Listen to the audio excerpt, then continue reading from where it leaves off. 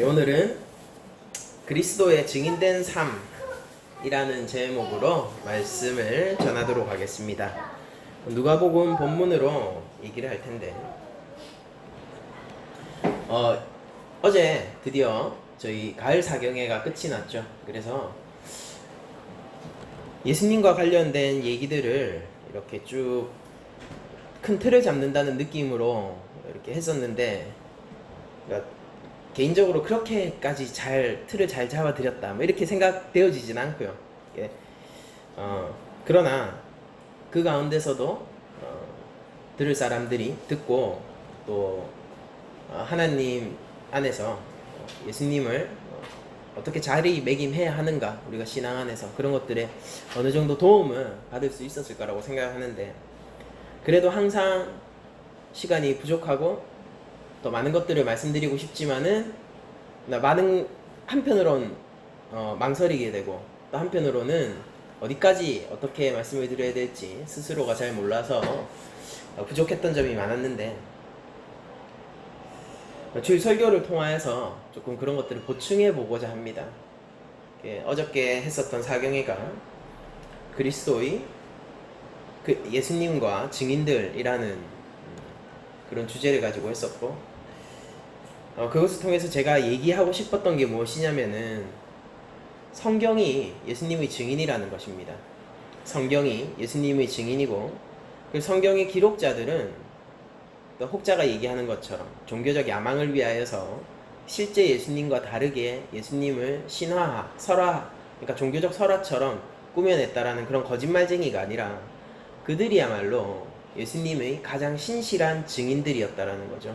단순한 목격자를 넘어선 증인들, 사명감을 가지고 있고 자기의 인생을 걸고 그 일을 전하는 것에 자기의 목숨을 바친 그런 증인들이 성경의 기록자라는 것입니다. 그러니까 많은 사람들이 예수를 알기 원하지만은 성경을 떠나서는 예수님을 알 수 없고요. 성경이 얘기하고 있는 예수, 그러니까 예수님의 증인들이 증언하고 있는 그 예수가 진짜 살아계신 예수님이고 역사적인 예수님이고, 뭐 혹자가 얘기하는 것처럼 교리적 예수와 실제 역사적 예수는 다르다 이렇게 얘기하는데, 그 교리적 예수가 진짜 살아계신 역사적 예수님입니다. 많은 사람들이 교회가 예수님의 증인이다 라고 자신의 정체성을 밝힐 때는 조금 뭔가 그것을 굉장히 종교적으로 생각을 하고, 증인이라는 말을 어떻게 해야 될까요? 굉장히 상징적 의미로 받아들이는 것 같아요. 증인들. 그러니까 문학적으로 혹은 종교적인 표현에 의해서 예수님의 증인이다 라고 얘기를 하는구나. 왜냐하면 예수님에 대해서 얘기를 하고 있으니까. 그러면서 한편으로는 이렇게 생각하죠. 너희들이 알고 있는 예수님은 실제 예수님은 아니야 라는 생각들을 현대인들은 하고 있습니다.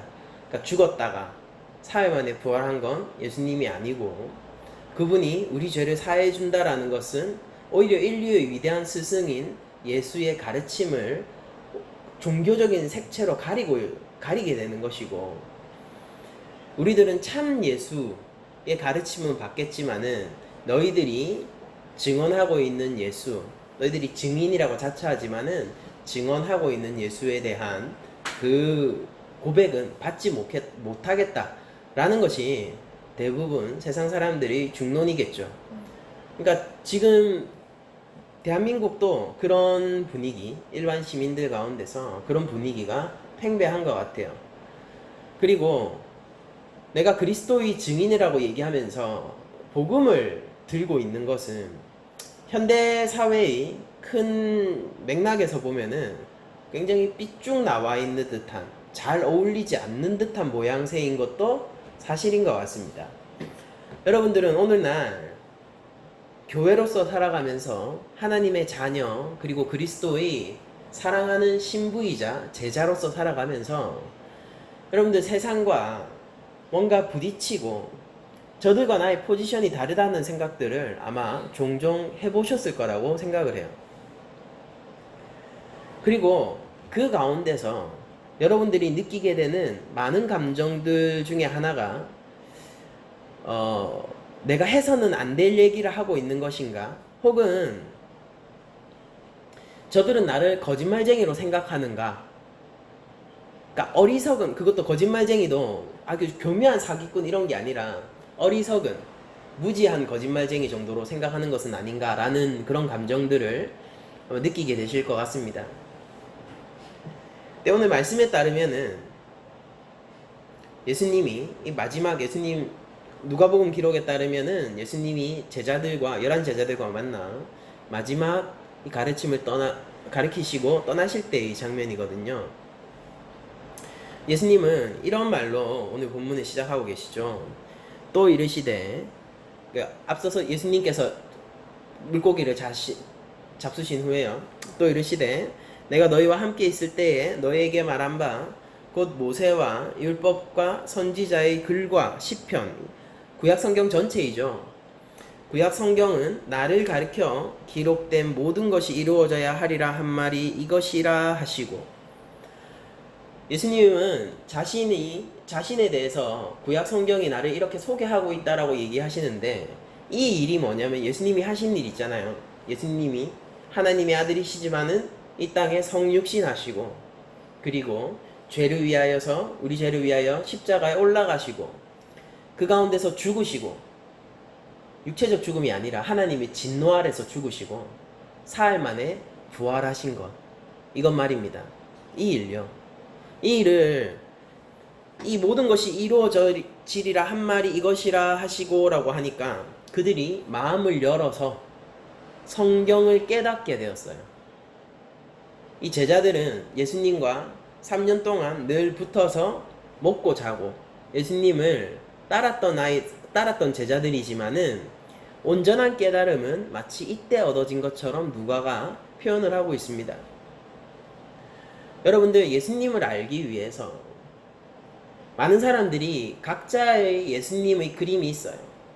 여러분들, 오늘날 현대 시대는 말입니다. 현대 한국은 어떤 형태로든지 예수님에 대해서 모를 수는 없습니다.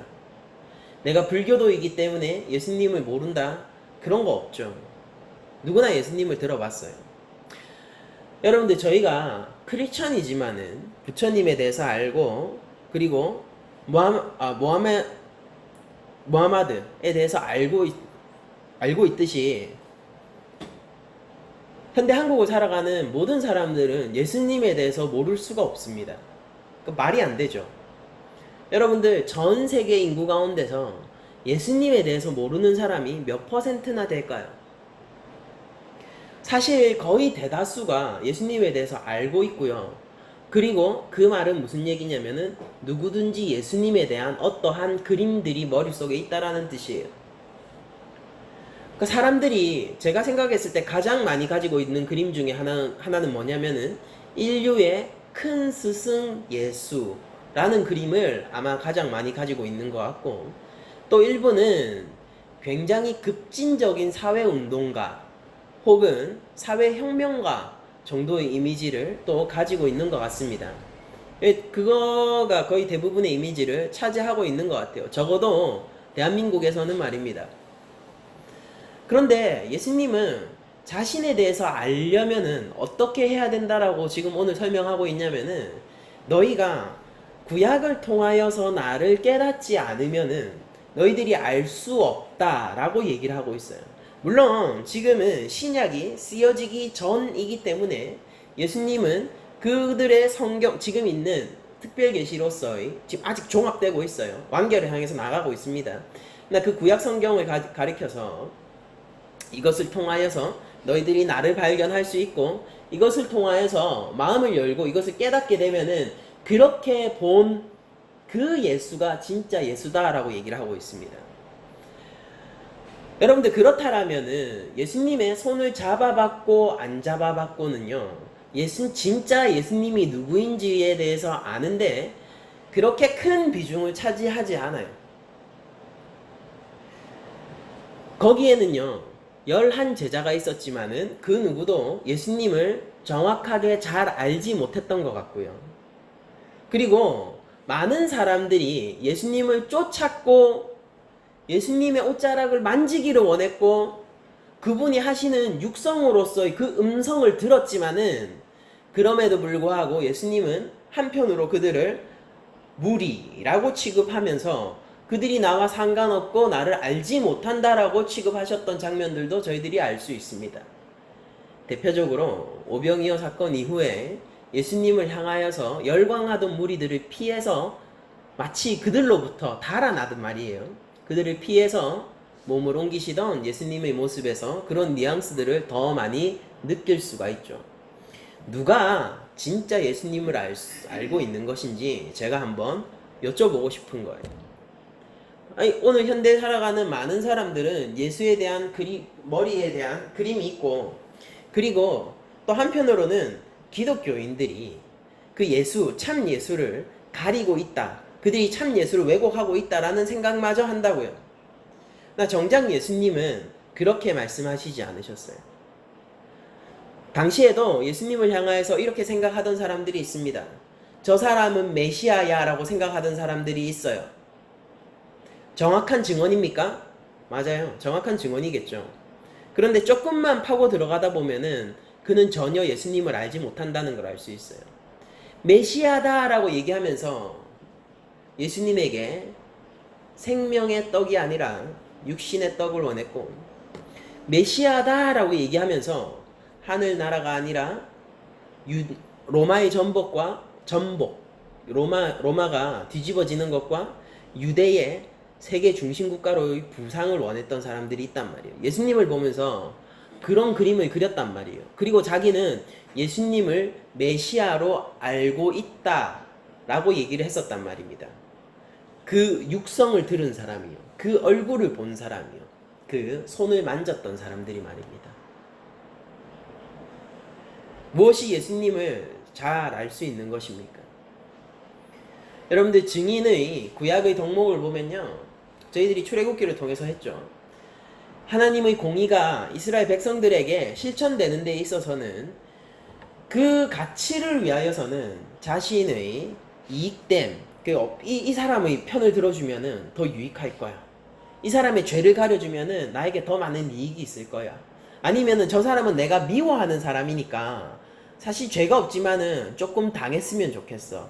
이런 사사로운 영리의 추구의 목적이나 보복의 감정 때문에 하나님의 공의를 흐트러뜨리는 것을 결단코 언금하고 있는 것이 출애굽기에서 나오는 증인의 태도입니다. 무슨 얘기냐면은 증인은 말 그대로 거짓 증언하면 안 되는 사람이에요. 그러면 그렇게 하기 위해서는 이 사건이 무슨 사건인지 정확히 알고 있는 사람만이 증인의 자격이 주어지겠죠, 당연히. 여러분들, 그리스도의 증인이라는 것은요, 선결 조건으로 내가 말씀을 통하여, 다른 코드 아니에요. 말씀을 통하여 예수님이 누구인지에 대해서 확실하게 알고 예수님을 만난 사람만이 증인이 될 수 있는 겁니다. 여러분들, 그 당시에 예수님을 본 사람은 수만 수천 수두룩한 사람들이 예수님을 만났지만은 지금 예수님은 11 제자만을 데려다 놓고 이렇게 얘기하시고 계신 거예요.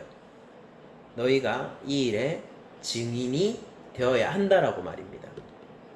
왜냐면은 다른 사람들은 예수님을 보았지만 보고 있지 않거든요.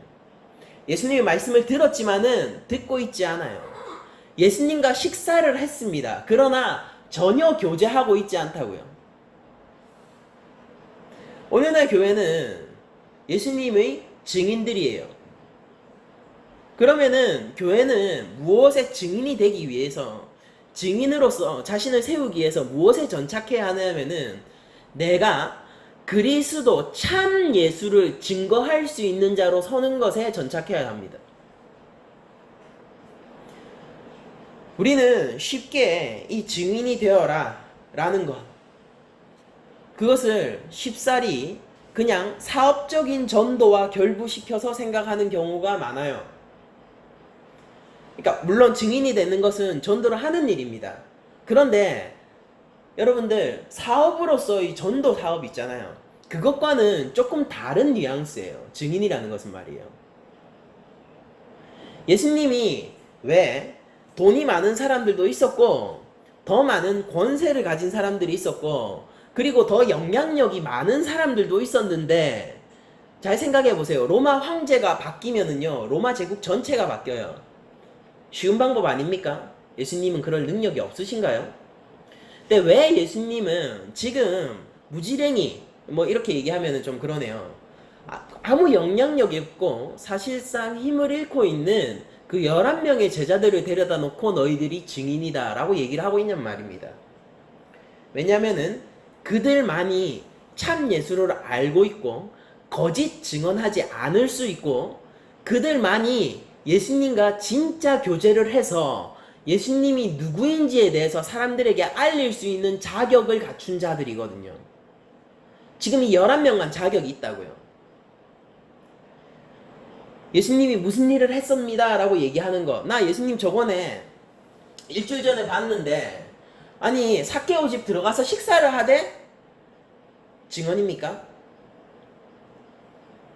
식사를 하되 그 다음 말이 뭘 것 같아요? 어떻게 그런 사람이 있을 수가 있지? 라고 얘기를 하면은 그 사람이 예수님의 증인입니까? 정확한 사실관계를 얘기했어요. 그리고 참으로 감정적으로도 진실되게 고백을 했습니다. 역겨웠거든요. 그러니까 어떻게 그럴 수 있지라고 감정적으로도 진실하게 얘기를 했어요. 그래서 그 사람이 예수님의 증인입니까?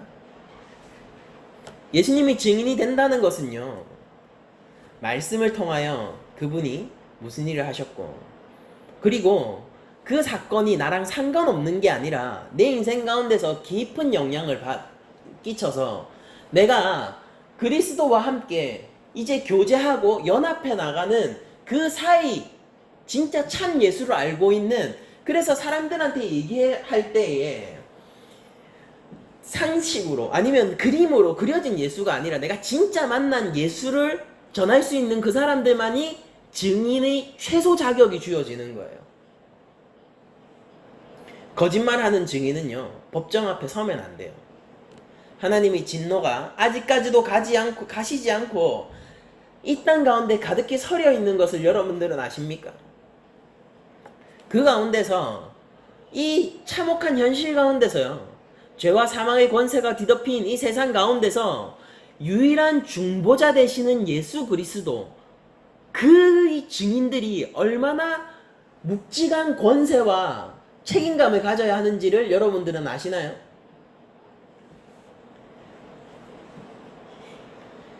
(46절을) 읽겠습니다.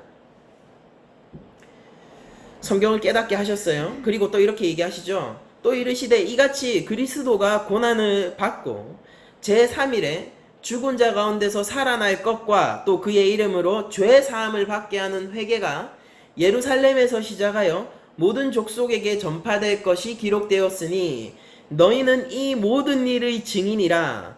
볼지어다 내가 아버지께서 약속하신 것을 너희에게 보내려니 너희는 위로부터 능력으로 입혀질 때까지 이 성에 머물라 하시니라. 이렇게 말씀을 예수님이 마치고 계십니다.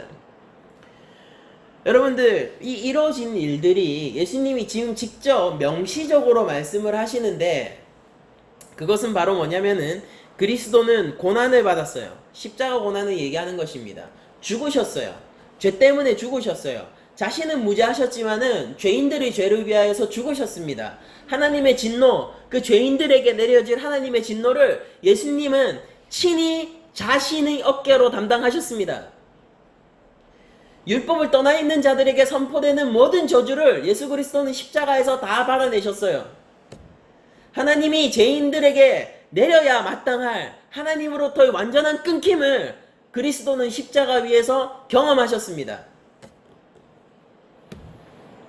그러나 그것으로 끝이 아니라 제3일에 다시 살아나셨고, 그리고 이제 그 이름을 믿는 자가 죄 사함을 받고 그 자들은 회개할 수 있으며, 그 회개를 하는 자들은 그리스도 안에서 한 나라의 백성이 될 것입니다. 예수님이 지금 무엇의 증인으로 부르셨냐면은 이 일의 증인으로 부르셨다고요. 이 일의 증인. 전도 사업이라는 것은요, 우리가 하나님의 예수 그리스도의 증인이 되는 일에 반드시 필요한 일이 맞아요. 사업으로서의 전도요. 그러니까 우리에게는 조직이 필요할 거예요. 그쵸? 전도하려는 사람들의 규모가 커질수록 조직은 반드시 더 필요한 것이죠. 그건 선한 거예요. 선한 것입니다. 그러니까 전도를 위해서 지금 어떻게 전도해야 되지에 대한 방법론적인 고민을 저희들이 해야 될 거예요. 시대마다 사람들이 아젠다와 그리고 사람들이 생각의 시대 정신이 다르고 생각하는 흐름과 방향성들이 다르고 문화는 계속 변천돼 가기 때문에 거기에 우리가 어떻게 맞추어서 그리스도를 전할까에 대한 방법론적인 고민들을 교회가 계속 해나가야 돼요. 그 일은 선한 것입니다.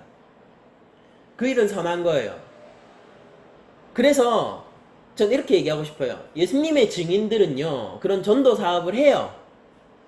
예수님의 증인들은 전도 사업을 합니다. 그런데 반대는 역은 성립이 안 돼요. 전도 사업을 한다고 해서 예수님의 증인인 것은 아니에요. 예수님의 증인들은요, 이 땅 가운데서 그리스도를 증거하기 위해서 고민하는 사람들이기 때문에 사업적으로 전도 사업으로서 넘어갑니다. 그러나 전도 사업을 하는 모든 사람들이 예수님의 증인인 것은 아니에요. 왜냐면은요, 예수님의 증인들은 누구냐면은 예수님을 진짜 알고 만났고 교제하는 사람들이기 때문입니다. 여러분, 어떤 사람이, 제가 아는 사람은요, 제가 예전에 알고 지내다 지금 연락을 하지 않는데, 아는 사람은 어릴 때 다리가 부러진 경험이 있었어요. 어릴 때. 그러니까 굉장히 사고가 크게 났었나 봐요. 다리가 부러진 경험이 있었는데, 그 이후로 자기 오른다리에 이렇게 위험이 될 만한 것 있잖아요. 위험이 될 만한 것을 가까이 오는 걸 굉장히 싫어합니다. 그러니까 걸음을 걸을 때도 오른쪽 다리 쪽을 살펴요. 저쪽 내가 걸어가잖아요. 그러면은 달리기 같은 거 하면 더 조심하면서 보고 이렇게. 그러니까 그게 뭐냐면은 강박이 된 거죠. 그러니까 그 사건이 어린 나이에 너무 충격적이었던 거죠. 근데 그게 성인이 돼서도 그런 생각이 여전히 남아 있는 거죠. 굉장히 아팠을 거예요. 그러니까 어린 마음에 자기의 다리가 이렇게 약간 이렇게 막 구부러지면 안 되는 각도로 구부러져 있는 걸 보는 게 굉장히 힘들었을 겁니다. 그 그림이 자기 머리를 아마 지배했을 거예요. 그래서 그 사람은 부러진 다리의 증인이 됐어요. 다른 사람한테도 이렇게 얘기해요. 저한테도 그렇게 얘기했었습니다. 야, 그거 조심해라, 조심해라. 입에 달고 살아요. 야, 그거 조심해라. 별거 아닌 것 같은데. 근데 그 사람의 입장에서는 조심해야 될 것으로 보이는 것이죠. 조심해라. 예수님을 만난 사건이 우리에게 어떤 영향을 미치고 있는지 한번들 생각해 보시기 바랍니다. 누군가는 다리를 부러진 그 사건 하나만으로도 인생의 많은 부분들이 변화됐어요. 복음이라는 것이 무엇인지에 대해서 한번 생각을 해보자고요. 예수님이 말씀을 통하여서 자신을 알게 하셨는데 그 알게 하신 예수 그리스도는 누구냐면요, 죄인의 구주 예수 그리스도입니다. 이 사실을 누가 알고 있냐고요. 세상 사람 가운데서 그 누가 이 참된 예수 그리스도를 알고 있습니까? 그 사람들이 예수님을 한 번이라도 교제를 해봤나요? 그분의 따뜻한 지킴의 말을 한 번이라도 들어봤나요? 내 백성아, 내가 너를 사랑한다. 내가 너를 지킨다. 내가 너를 큰 환난과 죽음과 시험 가운데서 친히 뽑아내었다. 이 음성을 한 번이라도 들은 사람이 있습니까? 인생의 혼란 가운데서, 인생의 큰 파도 앞에서 예수님이 그 강건한 오른손으로 우리를 붙드시는 그 경험을, 그 손길을 한 번이라도 느껴봤냔 말이에요. 진짜 예수님의 증인들이 누구냔 말입니다. 여러분들, 저는 이런 본문을 가져다가 속히 우리가 전도를 하자라는 결론으로 속히 가고 싶지 않아요. 그 이전에 제가 훨씬 오래 머물고 싶고 우리 가운데서 훨씬 확증하고 싶은 부분은 뭐냐면요, 여러분들은 증인될 자격이 있습니까? 라는 거예요. 그리고 그리스도와의 그 만남이 여러분들 삶에 어떤 의미를 가지게 됐냐라는 겁니다. 예수님을 만났는데 잘 모르겠어요. 어떻게 그럴 수가 있어요. 예수님을 만났는데 인생의 방향성이 어떻게 안 틀어질 수가 있죠? 전 그걸 이해를 못 하겠어요. 사람들이 교회 안에서 제가 이런 얘기를, 저도 옛날에 그런 얘기 했어요. 나 예수님을 아는데라고 저도 얘기했어요. 아는데 교회 안에 가면은 전부 다 예수님 안다라고 얘기합니다. 예수님 아는데. 그러나 그 인생을 바라볼 때 진짜 알고 있는지 의문스러운 경우가 많죠. 뭐 꼭 집어서 이거다 저거다 말하지 않아도 우리의 교회 안에서의 공공연한 비밀 아닙니까? 예수님을 아는데, 그래요, 알아요. 그 사람이 증인이랍니까?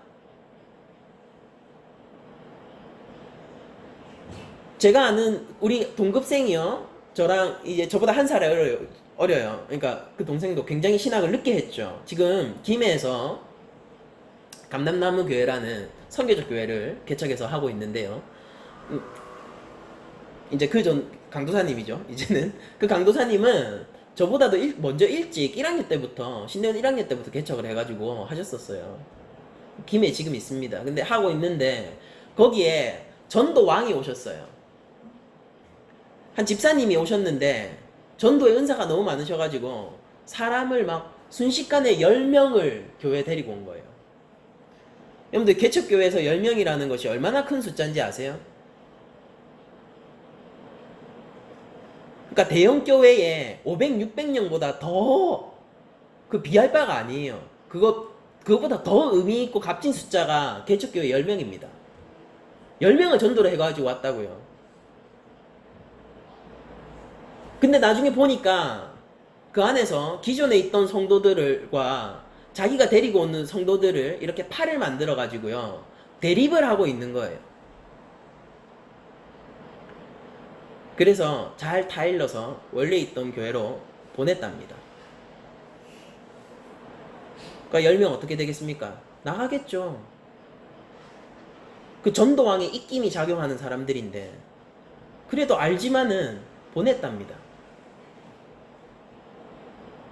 그래 제가 그 얘기 했어요. 그럼 그 원래 목사님 무슨 죄고, 제가 그렇게 얘기를 했는데 그 전도왕이, 전도는 왕인데 물어보고 싶은 게 있어요. 당신은 그리스도의 증인입니까?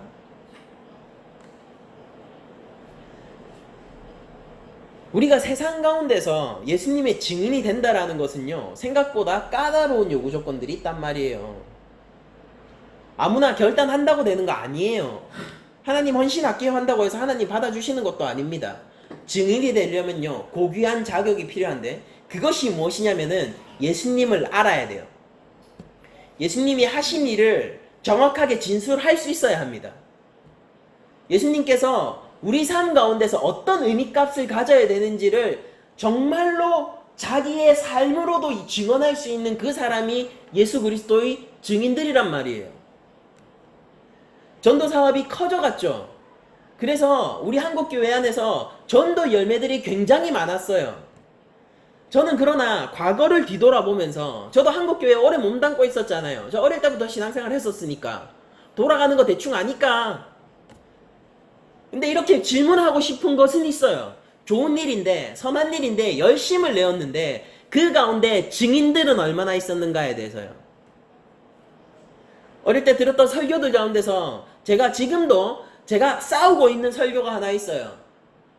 그게 머릿속에 너무 어릴 때 들어가지고요, 제가 머릿속에 이제 박혀가지고, 그게 뭐라고 해야 되지, 파볼로프의 개처럼 이렇게 그냥 내가 의식하지 않아도 그냥 전도 관련해가지고 먼저 떠올리는 생각. 그래서 그거를 내가 신학을 통해서 교정한 다음에 생각해야 되는 그 생각들이 있어요. 그런 설교 되게 많이 들어가지고 어릴 때. 그게 뭐냐면은 전도의 열매에 의해서 하나님이 그 포상의 값을 내린다라는 설교를 저는 어릴 때 너무 많이 들었거든요. 전도의 열매가 얼마인가에 따라서 하나님께서 그 면류관을 쓸지 개털 모자를 쓸지 뭐 그런 것 여러분도 많이 들어보셨잖아요. 그러니까 하나님이 뭐 10달란트를 맡긴 사람한테 나머지 1달란트의 것도 뺏어서 준다라고 뭐 그런 설교들 있잖아요. 제가 너무 많이 듣고 자랐단 말이에요. 그러니까 좋은 전도자들을 양성하는 설교겠죠. 열심히 있는 전도자를 양성하는 설교겠죠. 그러나 저에게 그렇게 편수했던 목사님한테 지금 제가 만나면 물어보고 싶어요. 그게 예수님의 증인을 양성하는 설교였습니까? 라고. 여러분들 증인이라는 것은요 굉장히 고귀한 일입니다. 품격 있는 일이라고요. 다 오해하고 있을 때요. 대한민국에 예수님 모르는 사람 없어요. 다 오해하고 있을 때 진짜 예수님을 정확하고 똑바로 아는 그 몇몇 사람들이 증인이란 말이에요. 법정에서도 증인의 역할이 무엇입니까? 증인은 굉장히 중요한 진술을 하는 사람이에요. 결정적인 진술을 하는 사람이에요. 이 사람이 범인인 것 같은데 도무지 심증이 있고 물증이 없어서 잡을 수 없을 때 한 사람이 나타나서 내가 그것을 봤습니다 하는 순간 게임이 끝나버리는 게 증인이란 말입니다. 세상 모든 사람들이 얘기를 하고 있어요. 예수님은 인류의 좋은 스승님. 맞아요. 저도 그렇게 생각해요. 모든 인류는 예수님을 따라야 돼요. 그분의 말씀과 가르침에 귀를 기울여야 합니다. 근데 그게 끝이 아니라 왜 그래야 되냐면요. 예수님은 우리의 구주이시고 그 이전에 모든 인생들의 주인이시기 때문이에요. 이것을 누가 진술할 수 있냐고요.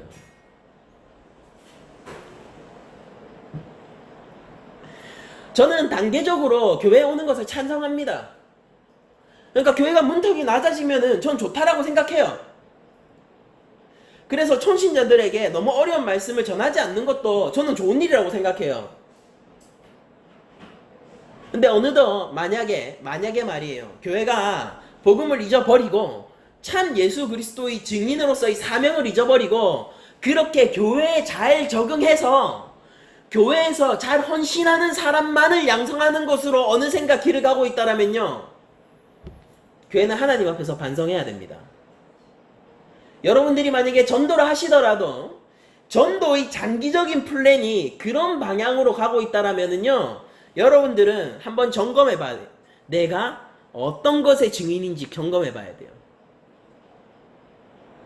좋은 사회생활을 하는 증인은 아닐까요? 좋은 인간관계 전도사는 아닐까요? 평안 전도사는 아닐까요?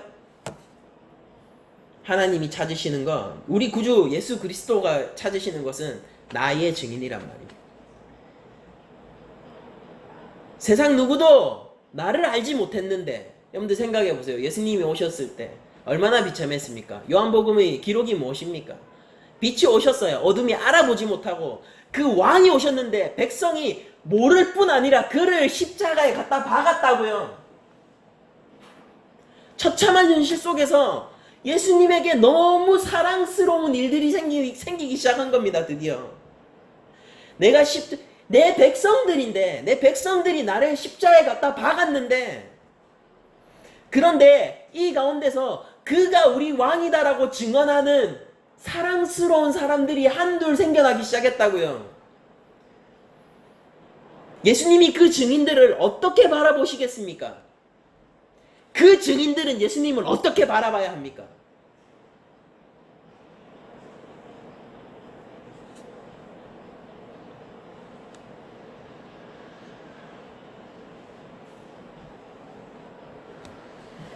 교회에서 잘 적응하는 수많은 사람들이 결국 종교인이 되어가는 것은요, 교회 안에서 증인의 책임을 여기저기 미루는 사람들이 많기 때문이에요. 만약 어떤 교회에서 누군가 잘 정착했는데 그럼에도 불구하고 영적 갈급을 계속 느껴야 한다라면요, 증인의 의무와 책무가 여기저기로 미뤄지고 있는 거예요. 복음은 한 번은 그 사람에게 도전합니다. 한 번은요. 그 시점이 언제일지는 모르겠어요. 되도록이면은 유예기간을 놓고 연착륙하는 것이 전 좋다라고 생각하지만은 그래도 한 번은 도전해요. 강력한 도전입니다. 인생에 대한 도전이고 그 사람의 정체성에 대한 도전을 복음은 한 번 한단 말이에요. 네가 죄인이냐라고 묻는단 말입니다. 네가 하나님 앞에서 눈물을 흘리고 가슴을 찢으면서 애통해야 할, 회개해야 할 죄인이 아니냐라고 묻는단 말이에요. 연예인들의 간증들을 전 봅니다. 화려한 인생 속에서 갈피를 잡지 못할 때 하나님을 만났대요.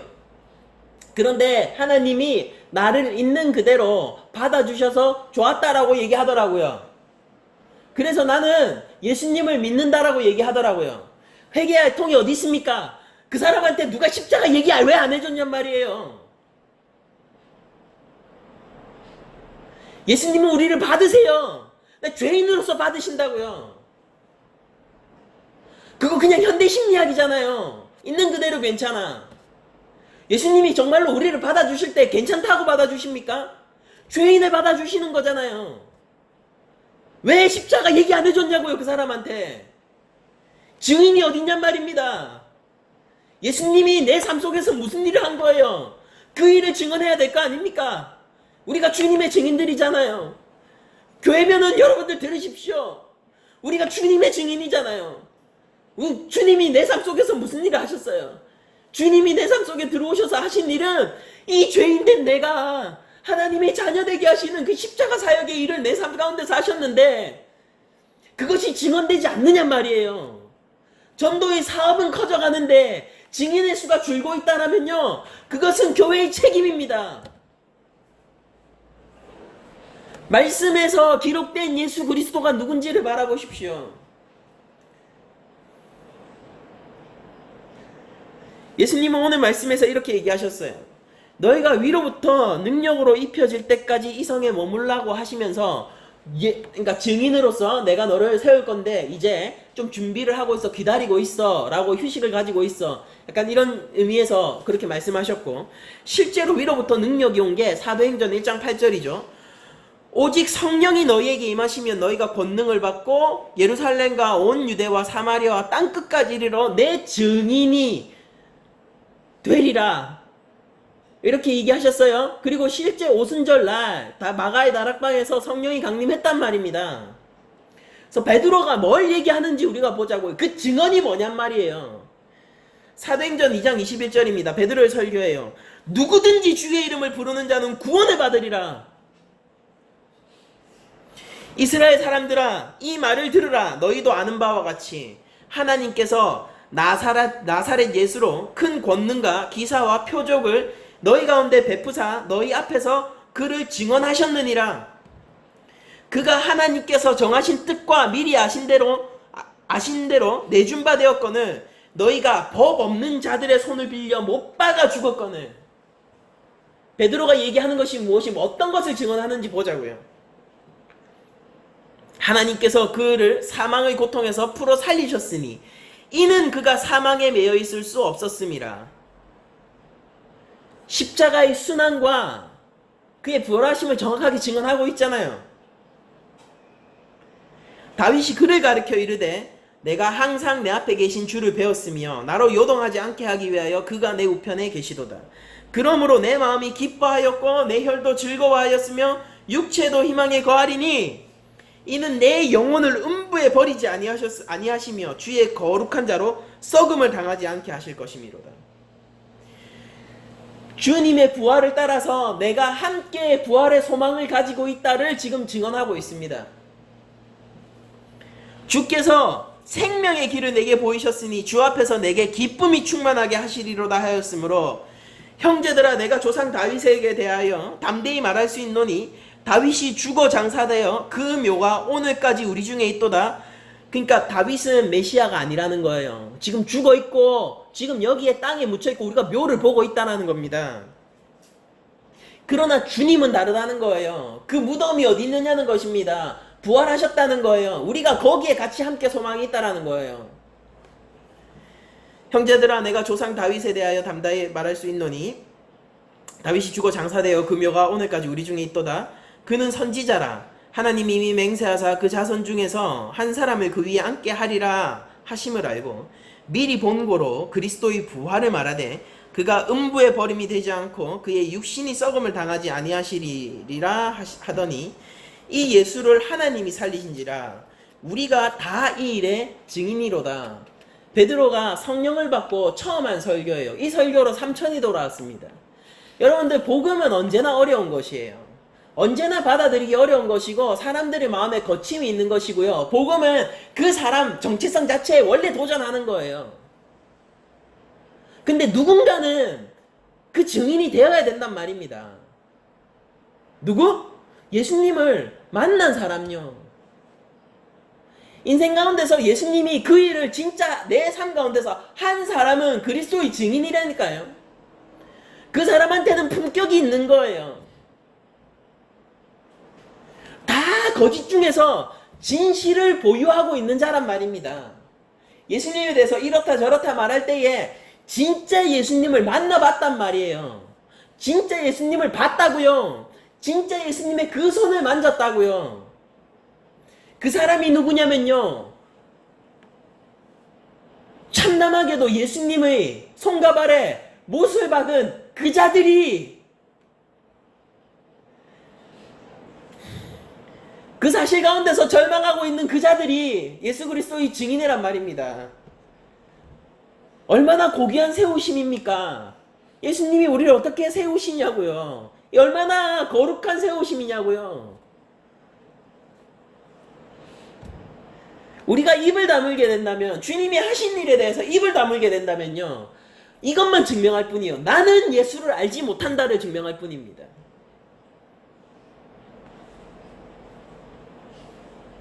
저는 전도 프로그램 가운데서요, 그리스도의 십자가 죽음과 부활과 그에 따른 우리의 부활의 소망을 얘기하지 않는 전도 프로그램을 한 번도 본 적이 없어요. 한 번도 본 적이 없습니다. 그런데 재밌는 건 뭐냐면요, 왜 그 열매들은 종교인들이냐 말이에요. 저는 전도 프로그램요, 단 한 개도 복음을 얘기하지 않는 전도 프로그램을 본 적이 없다고요. 근데 왜 그 열매들이 왜 종교인들이란 말입니까?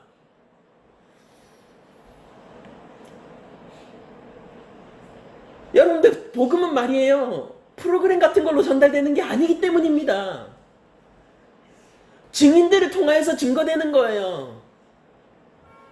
이 시간 여러분들에게 도전하기를 원해요. 강력한 도전이에요. 여러분들, 예수님을 만나셨습니까? 여러분들이 삶 속에서 알고 있는 예수님은 누구예요? 그분이 여러분들 삶 속에서 하신 일을 나아가 증거하십시오. 증언하시고 삶으로써 증거하십시오. 그러면요, 전도가 많이 힘드실 거예요. 근데 실망하지 마세요. 하나님은 증인을 통해서 반드시 일하시니까요.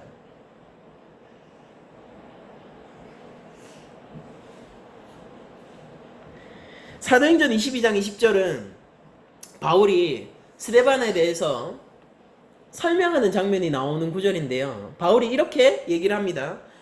또 주의 증인 스데반이 피를 흘릴 때에 내가 곁에 서서 찬성하고 그 죽이는 사람들의 옷을 지킨 줄 그들도 아나이다 라고 얘기하면서 바울이 자신의 신앙 내력을 회상하며 이런 얘기를 합니다. 주의 증인 스데반, 사람들이 그를 돌로 쳐 죽일 때 내가 그 곁에 있었다. 나 찬성했고 죽이는 자들을 위해서 옷도 지켰다 라고 증언하는 장면이에요.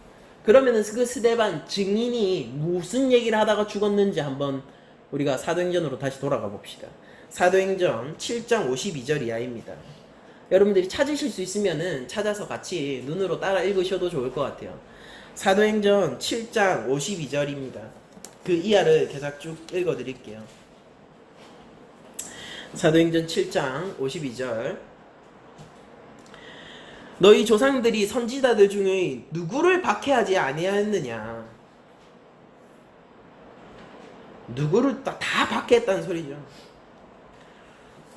선지자들 중 누구를 박해하지 아니하였느냐? 의인이 오시리라 예고한 자들을 그들이 죽였고 이제 너희는 그 의인을 잡아준 자여 살인한 자가 되었나니. 스데반이 어떤 도전을 하고 계신지 보이십니까? 너희는 천사가 전한 율법을 받고도 지키지 아니하였도다 하니라. 그들이 이 말을 듣고 마음에 찔려 그를 향하여 이를 갈거든. 스데반이 성령 충만하여 하늘을 우러러 주목하여 하나님의 영광과 민 예수께서 하나님 우편에 서신 것을 보고 말하되 보라 하늘이 열리고 인자가 하나님 우편에 서신 것을 보노라 한데 그들이 큰 소리를 지르며 지금 또 증거하고 있는데요. 또 증거하고 스데반이 하늘을 바라라고 증거하고 있는데요. 그들이 큰 소리를 지르며 귀를 막고 일제히 그에게 달려들어 성 밖으로 내치고 돌로 칠세 증인들이 옷을 벗어 사울이라 하는 청년의 발 앞에 두니라. 그들이 돌로 스데반을 치니 스데반이 부르짖어 이르되 주 예수여 내 영을 받으시옵소서 하고 무릎을 꿇고 크게 불러 이르되 주여 이 죄를 그들에게 돌리지 마옵소서 이 말을 하고 자니라. 스데반은 자요. 마지막 날 일어날 것입니다. 여러분들 스데반은요 그들에게 도전했습니다. 그 말이 싫어서 너희가 하늘을 보아라 라고 얘기하는데 그리스도의 그 존전이 앞에 있는데도요 귀를 막고 그를 향해 달려들었어요. 증인이 어떤 사명감을 가지고 일하는지 아시겠습니까? 증인이 결국 그들에게 도전해야 할 부분이 뭐냐는 것을 여러분들 아시겠습니까? 여러분들 전도하세요. 그런데 그 이전에 여러분들은 증인으로서 전도하셔야 됩니다. 하나님이 찾으시는 것은요 전도국 교회 얼마나 나았느냐 그게 아니라 예수님이 한탄하시죠. 추수할 것이 많은데 추수할 일꾼이 없다. 거기 있던 사람들이 다 예수님 제자였어요. 우리가 가겠다라고 하니까 하나님이 아니지 이렇게 얘기하시잖아요. 왜냐면은 그들 아직 증인이 아니거든요. 추수할 것이 많은데 일꾼이 없대요. 예수님의 가르침입니다. 그 예수님이 누구를 부르고 계십니까? 증인을 부르고 계세요. 그 자들이 함께 일할 일꾼이기 때문입니다. 사도행전 4장 8절도 한번 저희들이 찾아보죠.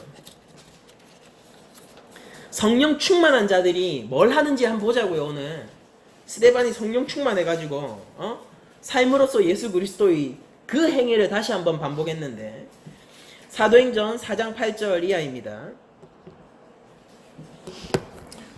제가 읽을게요. 이에 베드로가 성령이 충만하여 이르되 백성과 관리들과 장로들아 만일 병자에게 행한 착한 일에 대하여 이 사람이 어떻게 구원을 받았느냐고 오늘 우리에게 질문한다면 너희와 모든 이스라엘 백성들은 알라 너희가 십자가에 못 박고 하나님이 죽은 자 가운데서 살리신 나사렛 예수 그리스도 이름으로 이 사람이 건강하게 되어 너희 앞에 섰느니라.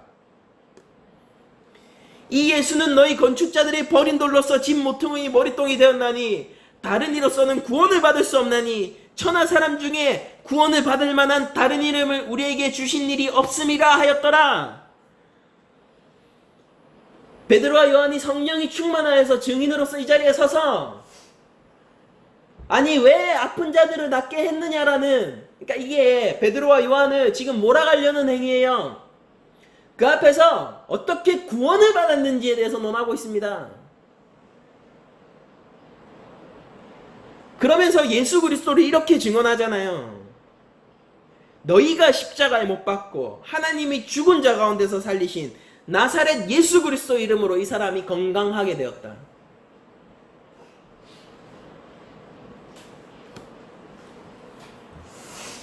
천하 사람 중에 구원을 받을 다른 이름을 우리에게 주신 적이 없다라고 얘기하잖아요. 이게 얼마나 그 바리새인들과 서기관들한테 부침이 됐냐면요. 유대인들에게 얼마나 마음에 부침이 됐냐면요. 저희가 좀 읽어볼까요? 그들이 베드로와 요한이 담대하게 말함을 보고 그들을 본래 학문 없는 범인으로 알았다가 이상히 여기며 또 전에 예수와 함께 있던 줄도 알고 또 병 나은 사람이 그들과 함께 서 있는 것을 보고 비난할 말이 없는지라. 이를 바득바득 갑니다. 여러분들이 비난할 말이 없는지라, 이게 가지고 있는 의미가 뭔지 아세요? 이게 맞는 거긴 한데요, 이게 지금 일어났거든요. 부인할 수 없는 거긴 한데요, 인정이 안 된다는 소리예요.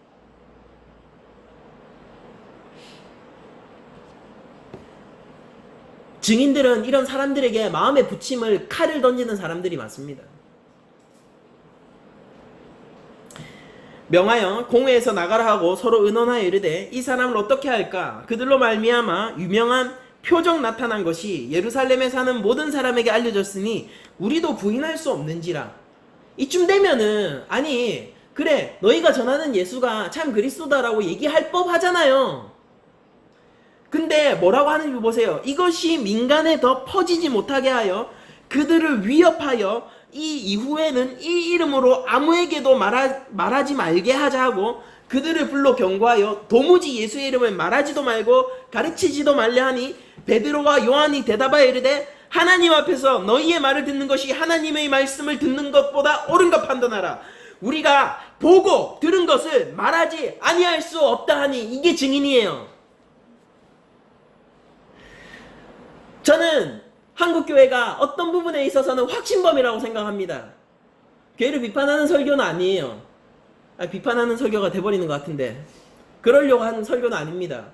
그러나 제 마음에 품고 있는 건 한국교회가 일정 부분에 있어서는 확신범이라고 생각해요. 왜 그러냐면요, 이 비난 앞에서요, 너희가 도무지 예수를 말하지 말라라고 얘기할 때 증인의 아이덴티티를 버리는 전도들을 너무 많이 봤거든요. 너희가 도무지 예수의 이름을 얘기하지 마라. 안 그러면 나 이제 교회 안 나와. 그 협박 앞에 무릎을 꿇거든요. 나 이제 너 도무지 예수의 이름을 말하지 마. 내가 그러면은 내가 데리고 온 10명하고 같이 나가버릴 거야. 거기에 목회자가 무릎을 꿇거든요. 예수 그리스도의 증인은 말입니다. 증인으로 불림받기 위해서 온 자들이지 세력을 넓히기 위해서 온 자들이 아니에요.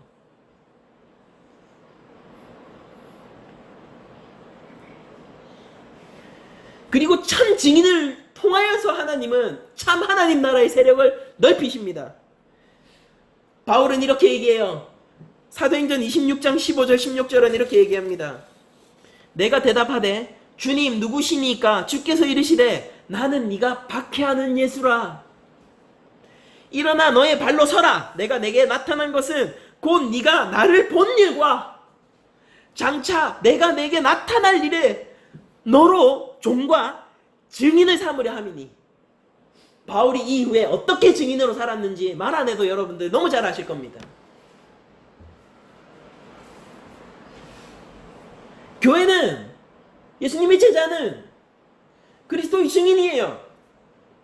그래서 여러분들에게 묻습니다. 예수님을 만나셨습니까? 예수님이 여러분들 삶 속에서 행하신 일이 무엇입니까? 그러면은 그 일을 증언하십시오. 좋은 인간관계의 증인은 교회 안에 너무 많아요. 삶의 따뜻한 말을 위로해주는 행복함의 증인들은 교회 안에 너무 많아요. 그들은 복음을 얘기하지만요, 증인이 아니라서 복음이 들어가지 않습니다.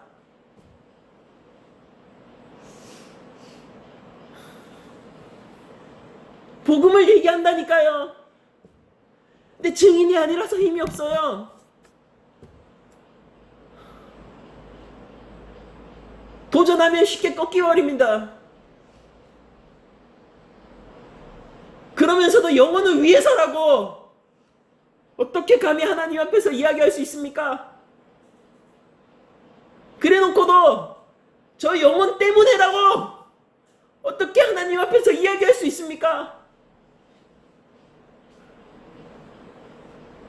증인의 사망에서 도망치고 있는 것인지 그 영혼을 위하여서 연착륙하는 유예기간인지 하나님은 그 중심을 보시고 한단 말이에요. 증인은 예수 그리스도를 증언하기 위해서 모든 일을 합니다. 어쩌면은 내가 이거 이제 얘기했으니까, 나 이제 얘기했으니까, 복음에 대해서 얘기했으니까 라고 하면서 이제 마치 자기가 온갖 책임에서 벗어난 것처럼 생각하는 사람들은요, 증인이 아니에요. 그런 사람들한테 물어보고 싶어요. 하나님도 당신 산속에서 그런 식으로 일하셨습니까? 라고요. 하나님은 10년 이상을 제 삶을 두들기시면서 저한테 도전하셨어요. 끝까지 반항했고요. 하나님과 싸웠고요. 하나님이 승리하셨습니다. 증인이 그러면은 내 삶에 하나님이 그 하나님이고 내 삶에 예수님이 그 예수님이면은요, 그것으로 나가서 도전하는 거예요.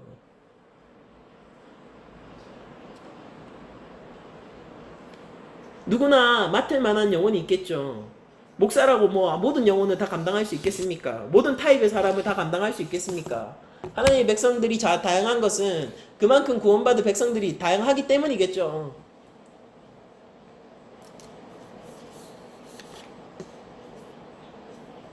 그러나 믿지 않는 자와 마음이 잘 통하고 그들을 교회 잘 데려오고 그들을 잘 정착시켰고 그들이 교회 안에서 좋은 일꾼으로 성장했다고 해서 그걸로 이것이 나의 증인됨의 열매다라고 함부로 생각하지 마세요. 더 중요한 건 뭐냐면 내가 진짜 증인이냐라는 것입니다. 내가 진짜 증인일 때 그 영혼은 내 증거의 열매가 될 것입니다. 말씀을 마치죠.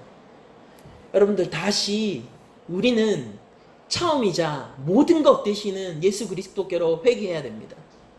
알파요 오메가 되신 예수 그리스도께로 회개해야 합니다.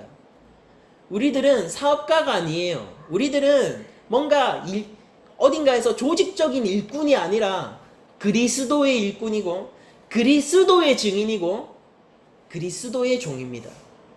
여러분들이 예수님과 아무 관계가 없다면, 우리 낮은 자리 교회가 예수님과 아무 관계가 없다면은요, 교회라는 이 말도 허상일 것이고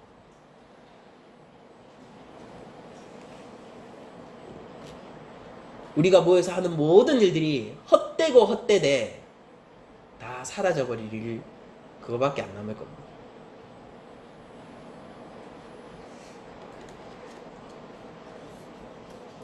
진리를 소유하신 여러분들, 한 주간도 진리를 붙들고 진리 가운데서 증언하는 여러분들이 되십시오.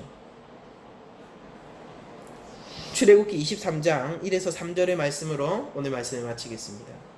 너는 거짓된 풍설을 퍼뜨리지 말며 악인과 연합하여 위증하는 증인이 되지 말며 다수를 따라 악을 행하지 말며 송사에 다수를 따라 부당한 증언을 하지 말지며 가난한 자의 송사라고 해서 편벽되이 두둔하지 말지니라.